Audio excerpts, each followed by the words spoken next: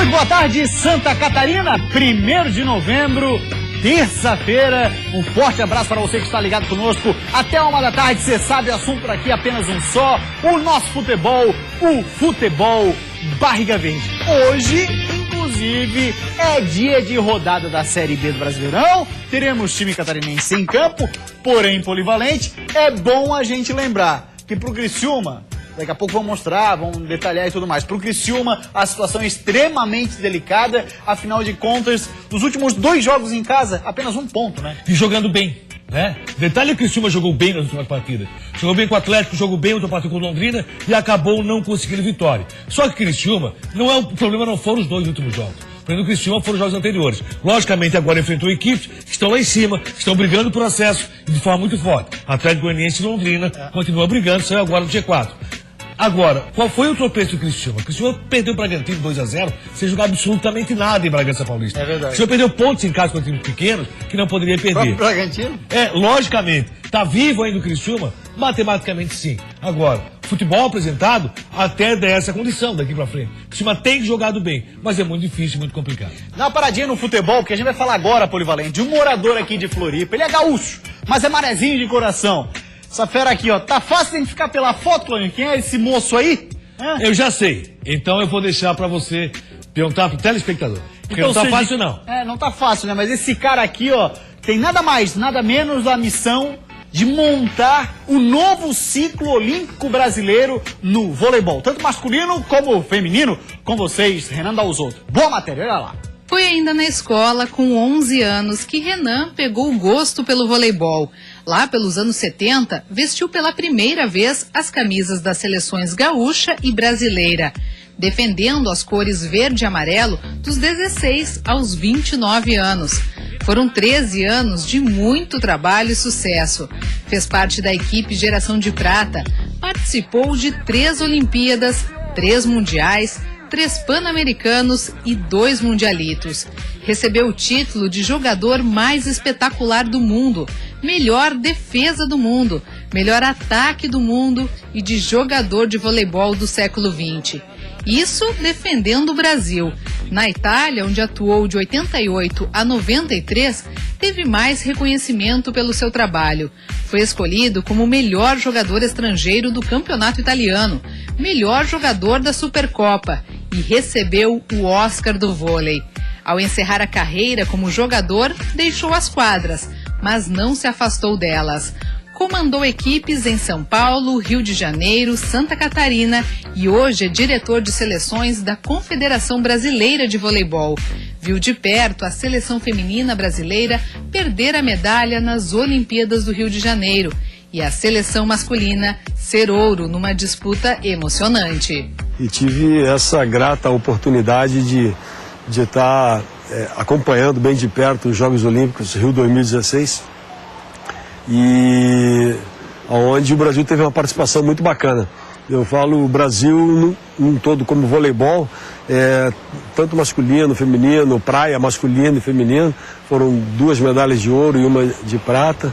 Para quem defendeu a camisa da seleção por tantos anos, ver o Brasil ser ouro em uma Olimpíada dentro de casa teve um gostinho especial. Olha para trás e diz, valeu a pena tudo que foi feito, né? Todo o investimento que foi feito, todo o sacrifício, toda a doação. Então, foi muito bacana, muito prazeroso também, principalmente por estar trabalhando dentro de um ambiente que você gosta, tão bacana, tão familiar e que consegue ainda bons resultados. As Olimpíadas no Brasil chegaram ao fim e a Confederação já pensa em Tóquio. Acabou a Olimpíada, a gente já começa a ver como é que vamos construir o próximo ciclo olímpico. É que, na verdade, é um processo de continuidade. Porque nós estamos jogando os Jogos Olímpicos, mas já preparando uma nova geração para, quem sabe, não 2020, mas 2024. Porque 2020, tenho quase certeza que grande base dessa seleção brasileira deve ir até a Olimpíada de 2020. Isso é planejamento, é gestão. 2 coisas que sempre estiveram na vida e na carreira de Renan e que hoje ele divide com outros atletas. Pelo país, ele realiza palestras que ajudam a nortear os profissionais na vida dentro e fora das quadras e também no pós-carreira, com dicas para um futuro tranquilo. A gestão ela é fundamental, né? O atleta tem que saber gerir sua própria carreira, sua vida. Claro que a gente tenta sempre dar um apoio, um direcionamento, sempre um conselho, talvez, porque o atleta ele está focado ali em jogar e tudo mais. E ao mesmo tempo ele tem que estar também se preparando para, quem sabe, uma transição de carreira, um pós-carreira, como é que ele vai se reinventar depois, né? Para Renan, uma boa gestão está diretamente ligada ao sucesso. E quando você tem uma vida bem resolvida, bem planejada, com certeza você vai ter muito mais energia para focar naquilo que você precisa focar, que é o teu treinamento, enfim, o seu dia a dia, o seu repouso, o seu jogo. Então, a gente entende que tudo isso faz parte para você montar uma equipe vitoriosa, uma equipe campeã. Então, é muito importante cuidar de todos os detalhes e por isso que eu acho que esse suporte é muito importante na vida de um atleta profissional. Numa vida dividida entre Florianópolis e Rio de Janeiro, Renan Dalzotto é um daqueles apaixonados pelo que faz, apaixonado pelo esporte e principalmente pelo voleibol, que lhe proporcionou ensinamentos para toda a vida. O esporte, para mim, ele foi a grande base da minha vida, né? Os principais, talvez, conceitos e valores, os princípios do esporte, eles são muito fortes, né? E no alto rendimento você não tem como se desvincular disso, né? Você tem que saber trabalhar em equipe, você tem que saber respeitar a individualidade do próximo, saber respeitar o seu espaço, você ter comprometimento, de alguma forma você tem que saber liderar. É claro que o Renan Dalzotto é um dos grandes nomes do voleibol ainda mundial. E é evidente, que bom que ele faz parte da Confederação Brasileira de Vôlei, porque é uma pessoa comprometida, um cara que a gente conhece honesto e sério e que a gente espera que construa ainda mais frutos já na próxima Olimpíada 2020. Tóquio, como ele falou, já está sendo preparada. Cláudio Onir Miranda, você que gosta de um vôlei, o cara jogava alguma coisa, não? Voava em quadra, como se na gíria do vôlei. Esse cara é aquele que voava em quadra. E tomara que ele possa ser um cartola tão bom como foi jogador de vôlei. Muito bem polivalente. Vou falar agora de Série B do Campeonato Brasileiro. A gente vai ver chances de acesso, chances de descenso também, porém, na Série A. A gente começa falando sobre chances de acesso da Série B do Brasileirão. Olha lá, Atlético Goianiense, tá lá já, né? O Atlético tá lá, o Atlético, e tem muito para conquistar o título da competição. O Vasco da Gama, 93, tá lá. Quase lá. Tu acha que... Quase lá. Tu acha que o Vasco tá querendo dar uma derrapada aí? Existe aquele 1% vagabundo. É verdade. E que não é pouco lá dentro, Não é hein? pouco. Lá dentro não é pouco. Aí o Avaí, 77%. Me impressiona essa distância do Avaí até pro Náutico, que é o quarto colocado, por conta do aproveitamento que o Avaí tem, né? Pelos 2 jogos que o Avaí tem na sequência, confirmando 2 vitórias nesses 2 jogos, contra Paraná, o que é bem provável, e contra o Oeste, o Avaí está praticamente lá. Aí nós temos o Náutico ali fechando o G4, 57%. Eu até imaginava que talvez o Náutico tivesse um pouco mais. Você deu uma olhada nos confrontos? A sequência do Náutico é um pouco mais difícil. Ah, é? É um pouco.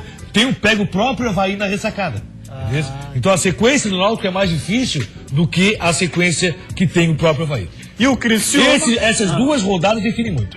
E o Criciúma, que é o nosso outro representante na Série B do Brasileirão, e com chances de acesso, 0,5. Criciúma, de fato, é muito distante dessa condição. É aquela situação, tem que vencer o que falta. É, muito difícil, né? Situação extremamente delicada pro Criciúma conseguir o acesso. Na Série B tá de boa, garantiu já um bom calendário para 2017. Lembrando que as informações... E era o nosso principal candidato para acesso no futebol catarinense. O principal candidato início de competição era o Criciúma. E eu não tenho a menor dúvida que, se o time não sofresse o desmanche, pô, Roger Guedes e Gustavo, um é titular no Corinthians, o outro é titular no Palmeiras. Ezequiel.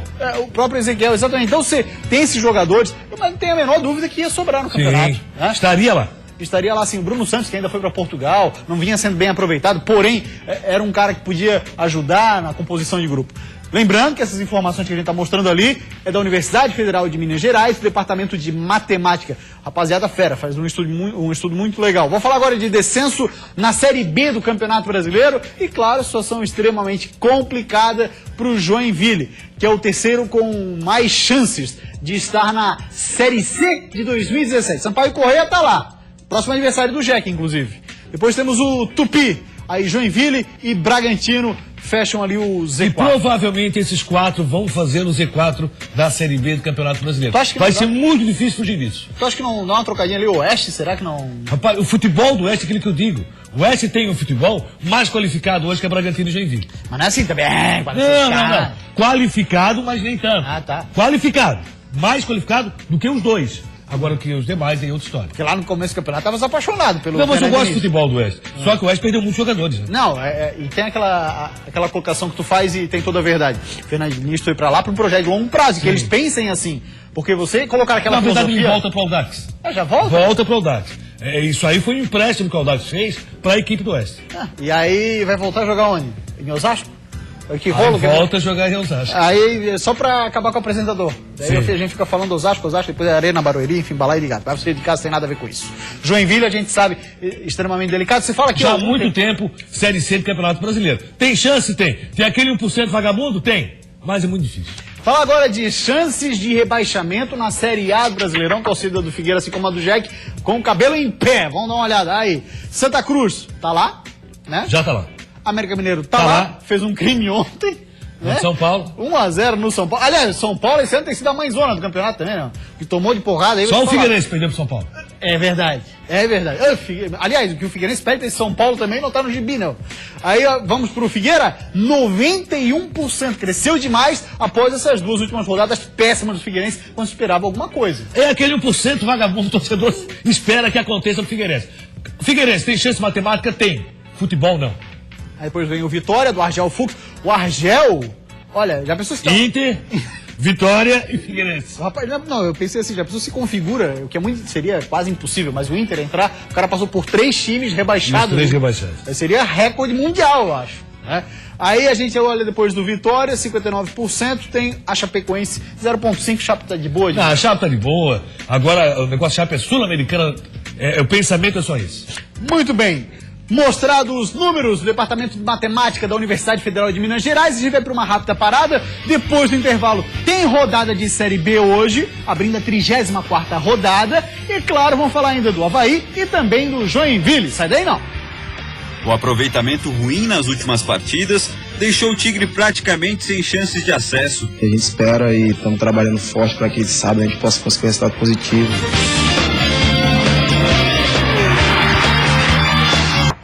Voltamos com o Jogo Aberto SC agora para falar da Série B do Brasileirão. Hoje teremos a abertura da 34ª rodada.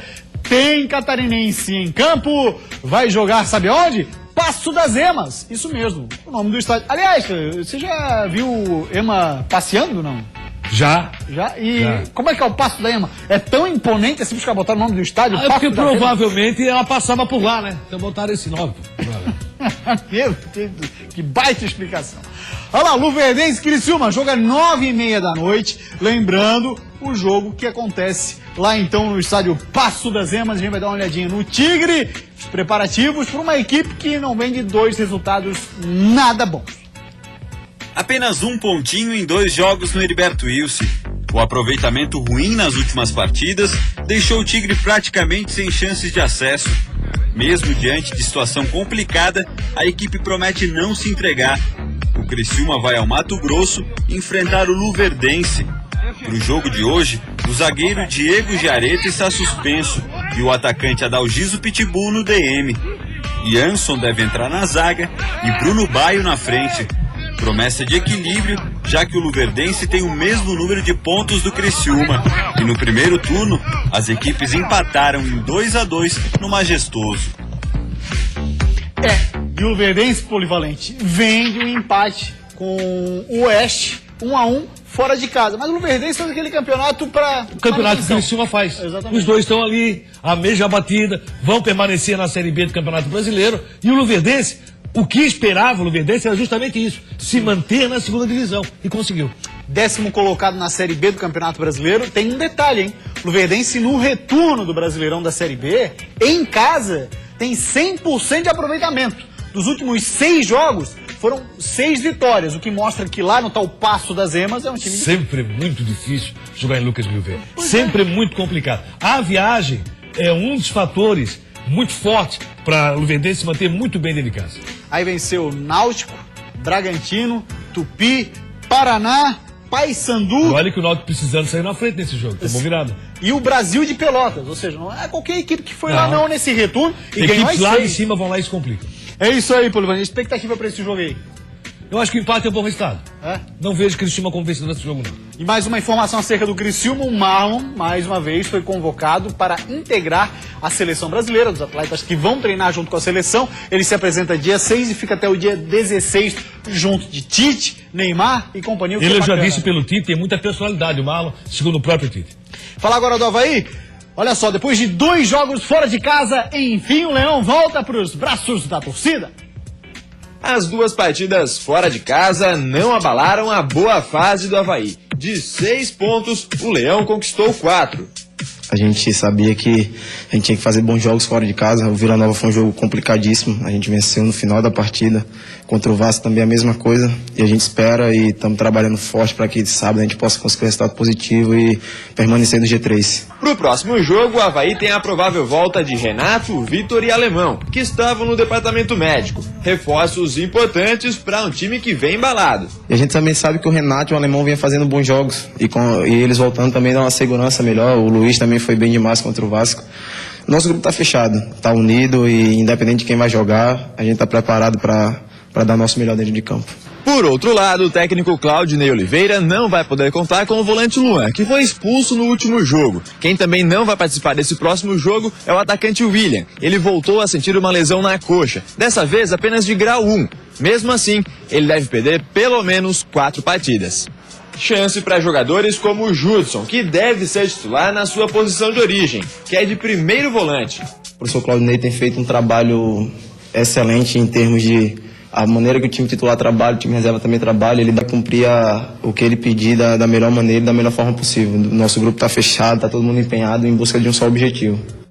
Pois é, olha só, 7h30 da noite é o jogo na ressacada. Claudioni, não existe outra possibilidade que não um público para fazer da ressacada do Aderbal Ramos da Silva um baita de um caldeirão nessa partida. Eu estou apostando no melhor público esse ano no estádio da Ressacada. Vamos ter casa cheia, com certeza. O horário é bom, o torcedor vai pro jogo, vai pro domingo fazer uma grande festa, porque jogo sábado, 7h30, já pensa no domingo, manter uma grande festa, o Avaí muito próximo da primeira divisão. Enfrenta o Paraná, que merece todo o respeito, embora não venha jogando bem. Goleou no último jogo, goleou, mas é o Paraná que nós já conhecemos, do técnico Roberto Fernandes. Então, logicamente, a probabilidade maior de vitória, com muito respeito pro tricolor da Vila Capanema. Nada mais do que isso. No mais é atropelar.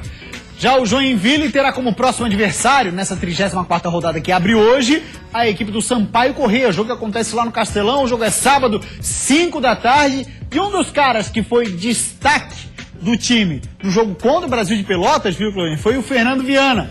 Ele, depois de atuar ali dentro de campo, batendo a bolinha, foi pro gol, rapaz, sabia disso? E fez uma defesa, meu amigo. Assim que o Jonathan foi expulso, foi na falta. A cobrança de falta foi no canto esquerdo. Ele foi lá e buscou. Vamos analisar o que falou o Fernando Viana sobre essa situação de ter vivenciado o fato de conseguir garantir um empate pro Joinville no momento decisivo do jogo. Quando ele, que é atacante, acabou indo pro gol. Olha lá. Vamos ver o que falou. Abre aspas pro moço Fernando Viana. Sabemos que foi uma situação atípica, né? Ele dizendo atuar como goleiro. Não é minha função, mas temos que vestir a camisa com amor e alegria. Eu sabia que se eu tomasse o gol, poderia ter sido colocado tudo a perder. Não tenho cacuete, mas fiz o necessário para que a bola não entrasse. Eu estava nervoso em poder ajudar a equipe de alguma maneira. Aí continua o Fernando Viana, dizendo assim, ó, fiquei muito feliz de ter pego aquela bola. Recebi força dos companheiros. Fiquei muito feliz mesmo, diz ele, Fernando Viana, que foi decisivo. E a gente fala muito aqui, claro, no seguinte sentido. Ó, goleiro, o cara define o placar. Não marca gol, mas ajuda o outro a não marcar e consequentemente. No caso dele, ele marcou É? e definiu lá atrás. E foi uma cobrança de falta muito interessante da equipe do Brasil de Pelotas. Ele foi lá no canto, buscou, colocou para a linha de fundo e foi realmente abraçado por todos os companheiros. Rápida parada, depois do intervalo a gente fala por aqui, ó, do Figueirense e da Chapecoense. Vamos falar lá direto do hotel de concentração da Chape, que está aqui em Floripa. Daqui a pouquinho está embarcando para Buenos Aires num voo direto. O time tá com vontade de vencer, o time quer toda hora tá pontuando, toda hora tá vencendo. Que é isso, galera?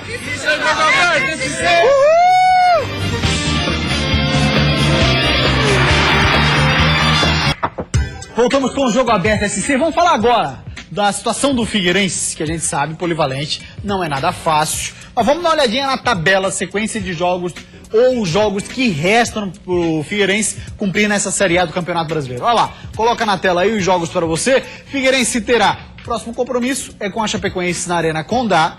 Depois vai jogar com o Corinthians aqui no estádio Orlando Scarpelli. Na sequência tem o Vitória lá em Salvador. Tem ainda o Fluminense no Scarpelli e vai fechar a participação. Hoje seria um adversário direto, o Sport fora. E aí, Claudionir, que dizer dessa tabela do Figueirense? Claro, combinando com a situação atual do time e a forma como tem jogado. Se você pensa assim, pro Figueirense não cair, primeiro, o Figueirense não pode perder mais. Desses 5 jogos, o Figueirense não pode perder nenhum. No máximo pode empatar um jogo. Isso chegaria a quantos pontos? E buscar 4 vitórias. O Figueirense chegaria a 44, 45 pontos. Mas tu acha que, como tem sido dito, o ponto de corte não seria um pouco menor? Mas se o Figueirense conseguir alcançar esse número, né, para conseguir alcançar, ele vai levar para cima esse ponto de corte.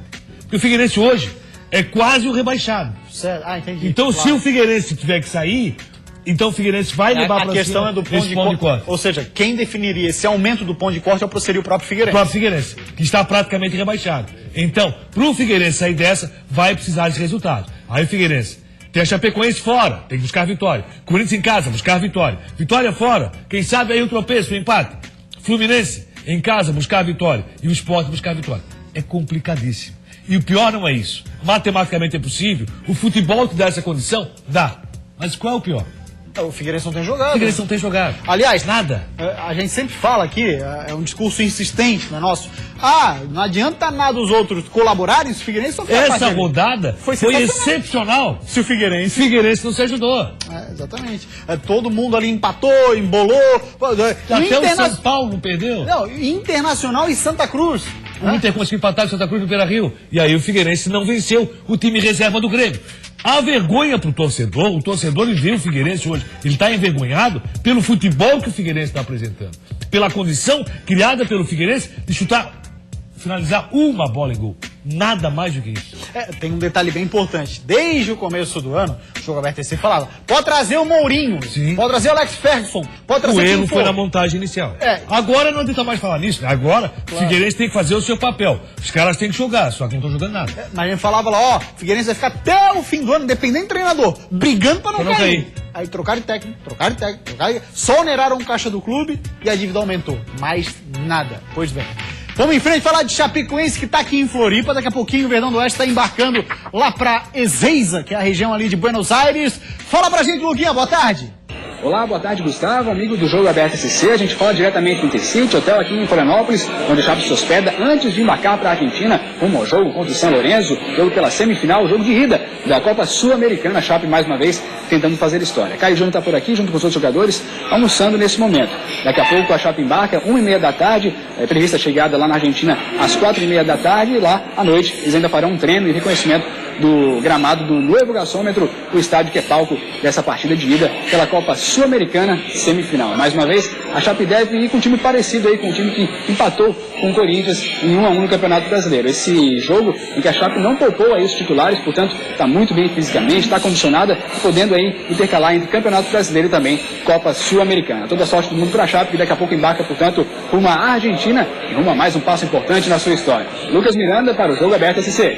Valeu, Luquinha, obrigado pelas informações. Então a Chape daqui a pouquinho já indo lá pro aeroporto. Tem um detalhe, Cleber. Essa questão de não ter poupado o jogo Corinthians, eu pouparia, viu? Eu acho que dava um momento de... Rosário fez isso. Pois é, dá um... São Lourenço. São Lourenço, desculpa. Exatamente. Dava a necessidade de um descanso, você pega a viagem e tudo mais, sei lá. É a opinião do... o São Lourenço viu essa necessidade, empatou pelo Campeonato Argentino, faz um bom Campeonato Argentino e agora pensa em pegar a Chapecoense. A Chapecoense, logicamente, aqueles jogadores mais desgastados, Gil, Kleber Santana, foram poupados. Agora eu tenho certeza que a Chapecoense, nesse ponto, vê que os jogadores têm condições de fazer o seu papel também contra o São Lourenço da Argentina. Jogo difícil, jogo complicado, muito mais difícil que foi o último adversário. O São Lourenço agora tirou o Palestino da competição e vai ser o adversário mais tarimbado que vai enfrentar a Chapecoense. Mas tenho convicção que a Chapecoense pode fazer a classificação. Tem favorito nessa fase? Não tem. Pro primeiro jogo tem favorito? Tem, o São Lourenço. Você acha que é mais difícil que o Independiente também, que foi adversário antes do Júnior Barranquilla. Eu acho que o São Lourenço vive um momento melhor que o Independente. Quinto colocado do argentino, né? Valeu, Polivalente, grande abraço. O Jogo Aberto esse de hoje fica por aqui. A gente volta amanhã ao 12:30. Tchau, gente. Até amanhã.